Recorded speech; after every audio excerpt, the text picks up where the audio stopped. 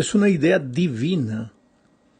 Es triste que la Iglesia está descubriendo el plan divino de los pequeños grupos solo hace unas pocas décadas, pero si revisamos la historia del pueblo de Dios a lo largo de los tiempos, veremos que Dios no creó al ser humano para que viviera solo. En la misma creación, Él dijo, no es bueno que el hombre esté solo. Y si dijo no es bueno, es porque sin duda no es bueno. Y no se estaba refiriendo solo al aspecto conyugal, sino también al aspecto social. No es bueno que el hombre viva solo. En una iglesia de 1000 personas, de 1000 miembros, por ejemplo, ¿quién conoce a quién? Pero en un grupo de 10 o 12 personas, todo el mundo se conoce. Mira lo que dice Salmo 133, versículo 1. Mirad cuán bueno y cuán delicioso es habitar los hermanos juntos en armonía. Los hermanos juntos, vivir juntos, conocerse uno al otro. De repente hasta saber la fecha del cumpleaños de cada uno. Saber si uno está enfermo, si uno perdió el empleo esta semana, en fin. Cómo es bueno, cuán delicioso es para Dios y para los seres humanos también, que los hermanos habiten juntos en armonía. Gálatas capítulo 6, versículo 2. Sobrellevad los unos las cargas de los otros y cumplid así la ley de Cristo. Mi querido, la idea divina de la unidad de varios es una realidad en la propia divinidad. ¿Por qué? Porque Padre, Hijo y Espíritu Santo son 3 personas que viven en un grupo cerrado. Son un solo Dios, pero son 3 personas y trabajan, cada uno tiene una función específica. El hecho de que Dios es el creador no quita al Señor Jesucristo y al Espíritu de la obra de la creación.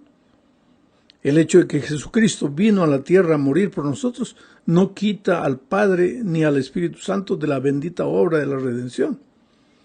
Y el hecho de que el Espíritu Santo guía y llena de poder a su iglesia hoy no quita la actividad del Padre y del Hijo realizando el mismo trabajo. Entonces, si Dios es una unidad organizada de 3 personas, el ideal divino para su iglesia también es que, aunque tengamos 1000, 2000 miembros, seamos una unidad organizada en pequeños grupos para trabajar por Él. Veamos ahora, en la segunda parte, los grupos pequeños en la Biblia. No es una idea ni un plan del Nuevo Testamento, este asunto de los pequeños grupos. Encontramos la idea de la organización de pequeños grupos ya en los tiempos de Moisés. Voy a contarte la historia actualizando, trayendo la historia para nuestros días.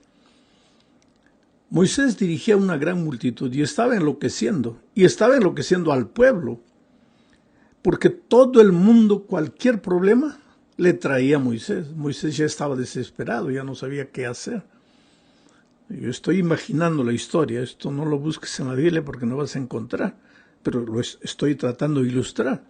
Un día Séfora, la esposa de Moisés, escribió para el papá Jetro, le dijo, mira, estoy a punto de separarme aquí porque Moisés no tiene tiempo para los hijos, no tiene tiempo para mí, no tiene tiempo para nada, trae los problemas de afuera para la casa, no se puede conversar con él.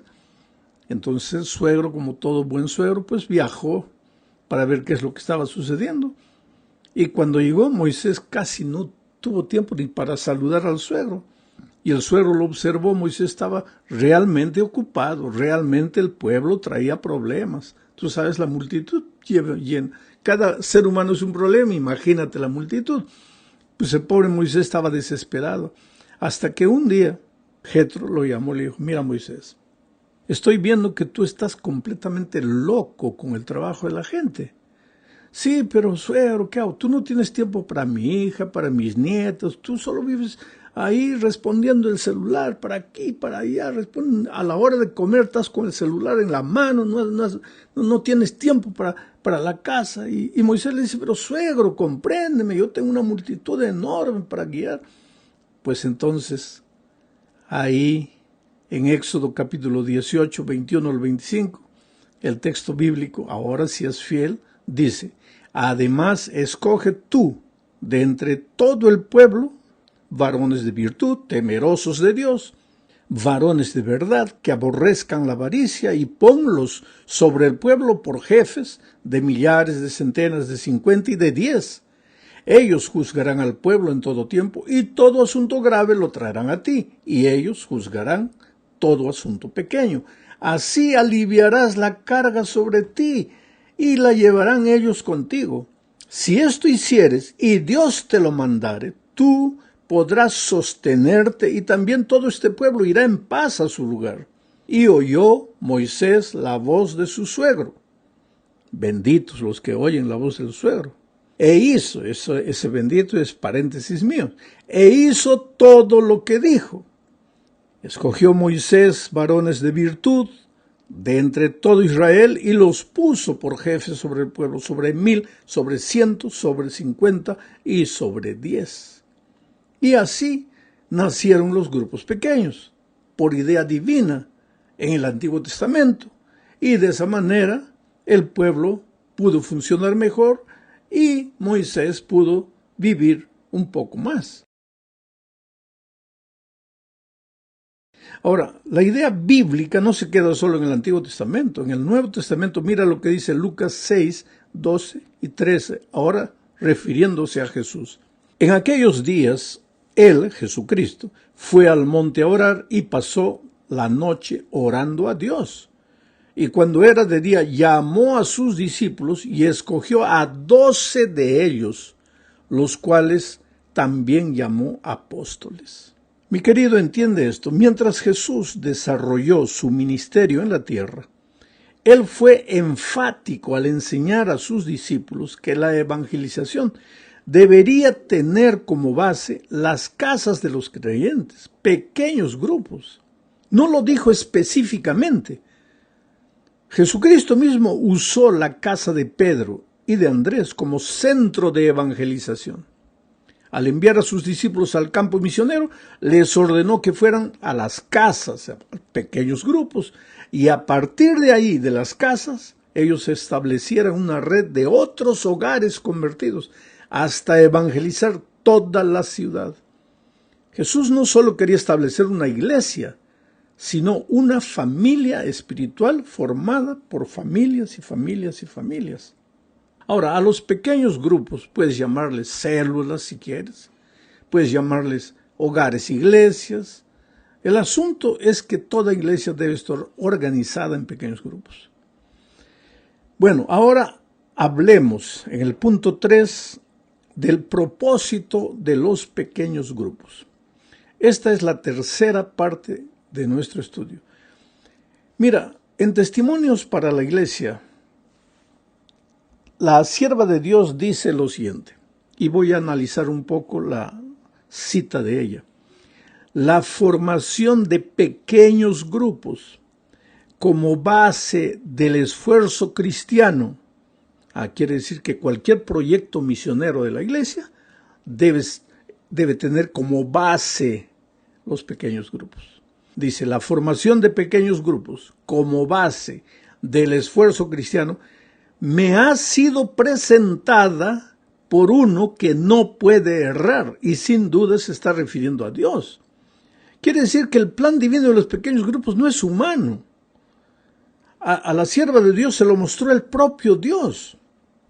Y ella sigue diciendo, si hay muchos miembros en la iglesia, organícense en pequeños grupos para trabajar no solo por los miembros de la iglesia, sino en favor de los incrédulos. Quiere decir que la organización de pequeños grupos tiene dos propósitos. Trabajar en favor de los miembros de la iglesia, hacerlos crecer espiritualmente. Y en segundo lugar, trabajar en favor de las personas que todavía no son miembros de iglesia. Es un propósito conservador y un propósito evangelizador. Sigue diciendo la sierva de Dios, si en algún lugar hay solamente 2 o 3 que conocen la verdad, organícese en un grupo de obreros. Si hay 2 o 3, ya organícese un pequeño grupo. Y ese grupo va creciendo, porque como el propósito es evangelizador, cada uno de esos 2 o 3 trae uno, y van trayendo. Cuando llegan a 12, tienen que dividirse, formar 2 pequeños grupos de 6, con un propósito. ¿Cuál es el propósito? Crecer. Y cuando llegan a 12, se dividen nuevamente, con el propósito de crecer. El otro día yo encontré una hermana, me dice, ay, pastor, estoy tan feliz, mi grupo pequeño ya tiene 35 miembros. Entonces ya no es grupo pequeño, ya es una iglesia. El grupo pequeño debe tener un mínimo de 6 personas. La sierva de Dios dice aquí 2 o 3. Claro, cuando la obra estaba comenzando era así. 6 como mínimo, 12 como máximo. Bueno, continúo leyendo lo que ella dice. Mantengan íntegro su vínculo de unión, cerrando sus filas por el amor y la unidad, estimulándose unos a otros para progresar y adquiriendo cada uno valor, fortaleza y ayuda a los demás. Aquí está el propósito del pequeño grupo, es hacer crecer espiritualmente. Que cada uno sea amigo del otro, que cada uno ayude al otro, estimulándose unos a los otros para progresar y adquirir valor, fortaleza, ayudarse mutuamente para eso. Vamos a la cuarta parte de este estudio. Aquí hablaremos de los pequeños grupos en el Nuevo Testamento, o sea, en la iglesia primitiva. Voy a decirte lo siguiente. Después de la venida del Espíritu Santo en el Pentecostés, pues la iglesia naciente empezó a reunirse en las casas siguiendo la lección que el maestro les había enseñado, porque Jesús había trabajado en pequeños grupos y en casas. El ministerio basado en los hogares se había hecho tan común a lo largo del libro de los Hechos. La mayoría de las veces que se menciona a la iglesia para la comunión o el servicio en el Nuevo Testamento se la relaciona con una casa. Los primeros cristianos llenos del Espíritu comenzaron a difundir el mensaje de casa en casa. Mira lo que dice Hechos 2, 46 y 47. Y perseverando unánimes cada día en el templo y partiendo el pan en las casas. Aquí hay una cosa interesante. El hecho de que la iglesia está organizada en pequeños grupos en las casas no desestimula la reunión de la iglesia como una familia grande en el templo. La iglesia primitiva tenía reuniones en el templo y tenía reuniones en las casas. Dice, en las casas partían el pan, comían juntos con alegría. No se puede comer en la iglesia, pero en la casa sí. Comían juntos con alegría y sencillez de corazón, alabando a Dios y teniendo favor con todo el pueblo. ¿Y qué pasaba mientras la iglesia estaba organizada en pequeños grupos? El Señor añadía cada día a la iglesia los que habían de ser salvos. Hechos 2, 41 y 42 dice, así que los que recibieron su palabra fueron bautizados y se añadieron aquel día como 3,000 personas y perseveraban en la doctrina de los apóstoles, en la comunión unos con otros y en el partimiento del pan y en las oraciones. Mira que en la iglesia primitiva, como resultado del trabajo en pequeños grupos, se convertían miles como resultado de ese estilo de vida. El versículo 42 enfatiza que los nuevos conversos se mantenían fieles a las enseñanzas de los apóstoles. O sea, no había apostasía. Se mantenían fieles a las enseñanzas de los apóstoles y en el mutuo compañerismo y en el partimiento del pan y en las oraciones. La palabra compañerismo involucra la idea de pequeños grupos en los cuales uno ayudaba al otro. No se podría hablar de compañerismo en una iglesia de 1,000 personas, donde nadie conoce a nadie o son pocos los que se conocen. En el Nuevo Testamento se repite constantemente la idea del cuidado mutuo entre los cristianos. El Espíritu Santo hacía de cada miembro un instrumento de edificación en favor del cuerpo. No podrías imaginar este tipo de reuniones en un culto solemne con una liturgia envolvente, maravillosa. No, en el Nuevo Testamento se usa más de 50 veces la expresión el uno al otro. Esto solo es posible en un pequeño grupo, no en una iglesia gigantesca. Ahora, mira lo que dice la sierva de Dios en el libro Hechos de los Apóstoles, página 212-213, hablando del trabajo de Pablo. El apóstol Pablo sentía que era responsable en gran medida del bienestar espiritual de aquellos que se convertían por sus labores. Deseaba que crecieran en el conocimiento del único Dios verdadero y de Jesucristo, a quien había enviado. Ahora, entonces, ¿qué hacía Pablo para que esos cristianos convertidos creciesen? Sigo leyendo la cita. A menudo en su ministerio se encontraba con pequeños grupos de hombres y mujeres que amaban a Jesús. No buscaba las multitudes, se encontraba con pequeños grupos de hombres y mujeres que amaban a Jesús. Y se postraba en oración con ellos para pedir a Dios que les enseñara cómo mantener una relación vital con Él. Mira, el trabajo en pequeños grupos, la enseñanza en pequeños grupos es mucho más fácil, mucho más plausible que en una iglesia grande. Porque en el pequeño grupo tú miras a los 12, a los ojos, y tú sabes quién está prestando atención, quién no. Mientras que un templo donde tú enseñas para 1000 personas, tú no sabes quién está prestando atención. Tal vez los de las primeras bancas tú puedes mirarlos y a los demás. Por eso la iglesia primitiva trabajaba en pequeños grupos y nosotros también deberíamos hacerlo hoy. Para terminar hablaremos de la dinámica de los pequeños grupos. ¿Para qué se reunían? ¿Qué hacían los pequeños grupos cuando se reunían? Bueno, en la iglesia primitiva sus actividades eran, primero, orar. Hechos 1, 13 y 14 dice, y entrando subieron al aposento alto donde moraban Pedro, Jacobo, Juan, Andrés, Felipe, Tomás, Bartolomé, Mateo, Jacobo, hijo de Alfeo, un pequeño grupo, Simón el Zilote y Judas, hermano de Jacob. Todos estos perseveraban unánimes en oración y ruego con las mujeres y con María, la madre de Jesús, y con sus hermanos. O sea, el pequeño grupo en la iglesia primitiva se reunía para orar. En segundo lugar, la iglesia o los pequeños grupos en la iglesia primitiva se reunían para cantar. Además de orar, las personas que se reunían en las casas alababan a Dios. Los cánticos eran parte de sus actividades.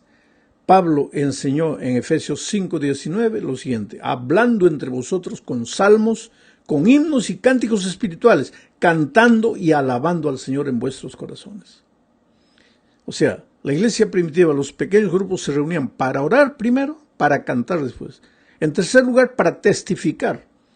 Testimonios para la iglesia, volumen 7, página 195, dice que se reúnan en pequeñas compañías al atardecer, a mediodía o temprano por la mañana para estudiar la Biblia.